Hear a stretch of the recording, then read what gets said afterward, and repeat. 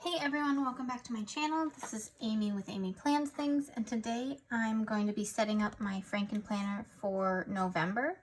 And so what I do is my planner gets really thick during the last week of October, the last week of each month, as I'm still using the old stuff and I'm putting in the new stuff to start getting ready. So what I do is I just kind of go through my planner and make sure that everything that's in there, I still want it to be in there. So like I love this little art thing I made. Post-it notes are always useful here.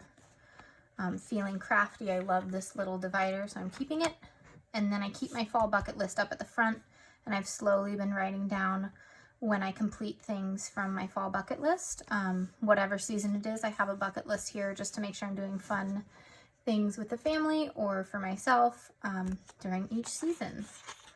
So then I just flip through and I've got, this is my daily section, and I take out the old stuff that I've used and keep just new stuff. So I do have quite a few decorated pages already. I pre-plan usually with these so that I can have them for the busiest days. I don't use it every day. So I don't need to fill any of these out right now. I have plenty, but when I get to this one or so, I'll probably put stickers on, 6 or 7 more of them. So I don't need to restock this one at all. It's great there. Then we get to my catch-all planner, and so that one, this is the back, so I'll have to do the currently page for November, so that's on my list. And then I take out my actual catch-all planner and find November to bring into the planner. Once November hits, I will bring all of the October pages out, except for this page, which I keep in the planner with this. And so like you can see, for October, I still have this page here. Haven't filled it out yet because I used this page kind of as a memory page, so I wanted to finish the month and then fill it out with my favorite memories from the month. So now I've got this in, and I don't have to do anything to this yet to set it up. I'll fill out these as other videos or things like that, but this is all ready to go. Then we go to the wellness, and same thing. I'm going to take my wellness planner and find the month of November to put into here. And it starts to get really thick right about now. But it will be good for the week to have it all in one place to set it up. I used to put them in separate rings, discs for that moment, for that week. But I just didn't like carrying around 2 sets of things on discs. It was too clunky, so this is a lot easier for me. So again, I've got this, it's got all the dates in it because it's a dated planner, so I don't need to do anything with that at this point. And then we get to my bullet journal section. And this section I'll show you real quick, because I did not film this for YouTube this year, or this month. I just did some reels and TikTok videos for it. So I have a mood tracker, a happy list in it, a habit tracker, affirmations, and then at the end of the month I'll write in like some more month in review things, like what were the good things, what were the bad things, what could I have done better, what songs were I listening to, kind of a mix of memory keeping and mindfulness activities. But yeah, so I need to put my new one in there. I'll give you a quick sneak peek. This is my cover page for November, and I did film this one this time, so you'll be seeing that video come out soon about the creation of this bullet journal piece. All right, so I don't want to show you the back cover yet of that either, so I'm going to skip past this section. This is the homeschooling section I have. My daughter's in preschool, but I find that I often don't come up with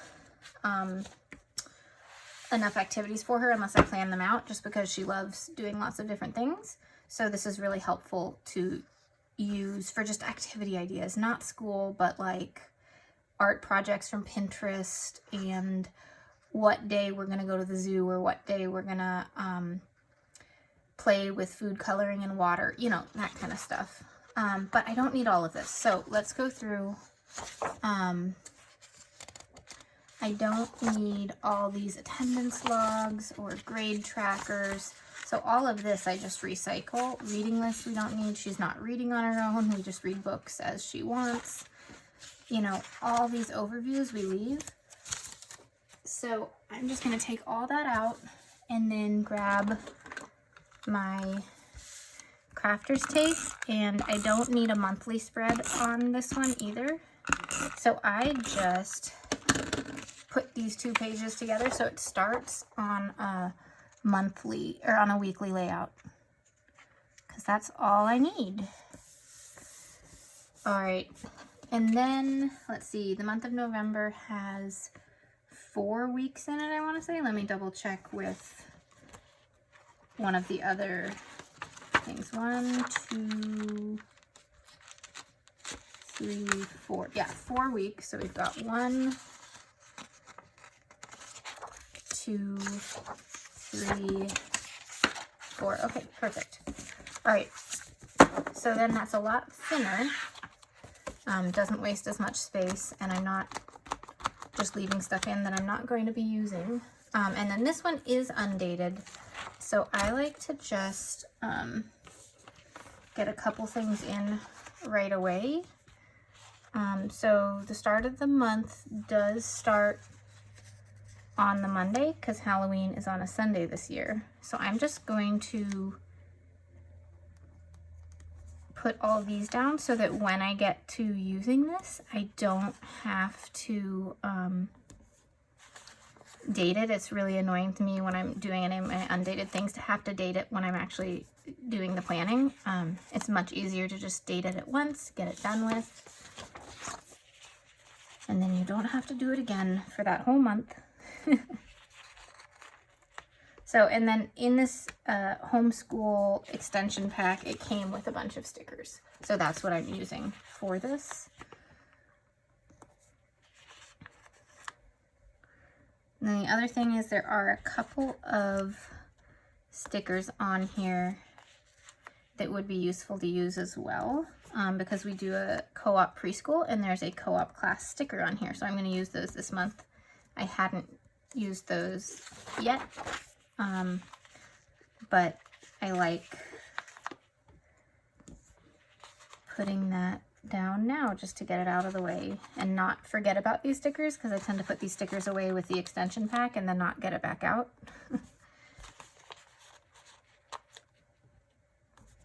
Until the next month. And for this, it's not a hard and fast planner. It's like I put down the ideas, and if we don't get to them, we don't get to them. Some days we do nothing that's on my list. Some days we do everything and more. It just depends on what mood she's in and what we've got going on else, you know, other than those ideas that I had. Some days she really wants to do all the activities, and some days she just wants to do free play and have me leave her alone. So I follow her lead there because she's almost 3, so definitely keeping things play-based. Alrighty, so now that we've got that, these co-op class flags are really great, so I'm just going to put them down for the days that we have co-op, which is Tuesdays and Thursdays. And then I'll write down below on that, in that colored box, what the time of the class is and if it's my work day or not. The cool thing about co-op is that you volunteer in class with the kids, but you only have to be there once a week. So I have time to either run errands, do self-care, you know, other things, whatever I can think of to do. In that period of time that the class is that I don't work in the class. Alrighty, so almost done setting this up. And then I think I might film a video this month of me filling out the planner. It's much easier to fill this one out all at once, just to get all the activities down at once and not have to do it week by week.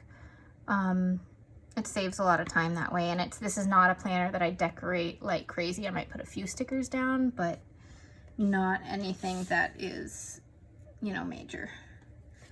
So I think that one's done. So the only thing that I have left is I have this one little word section that I created for this year, that I created at the end of last year.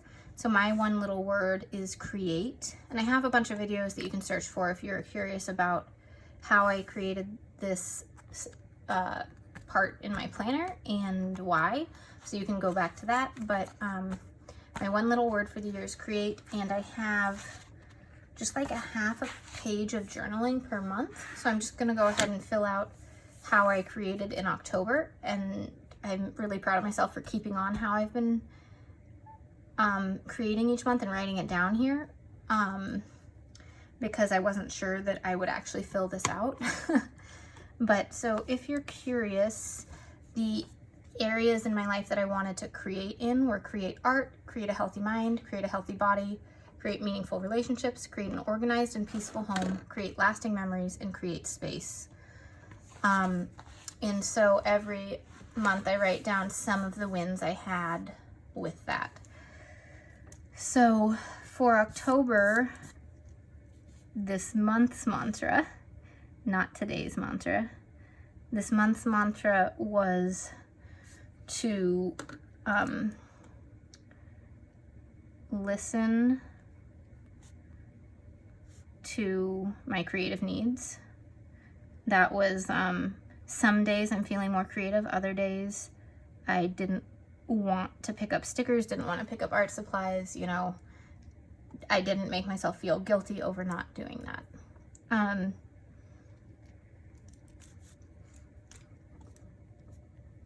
I created an organized home by decluttering toys and toddler clothes.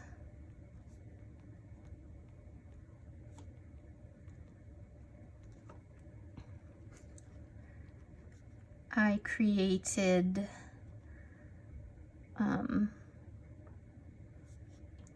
a lot of fun planner spreads and Dollar Tree crafts.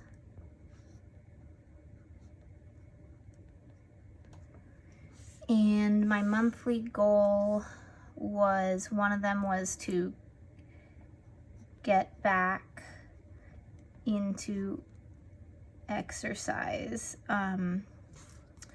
Now that